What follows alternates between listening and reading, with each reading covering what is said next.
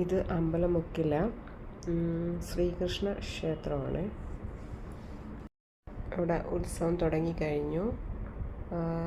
Last 13-ാം തീയതിയാണ് last ദിവസം.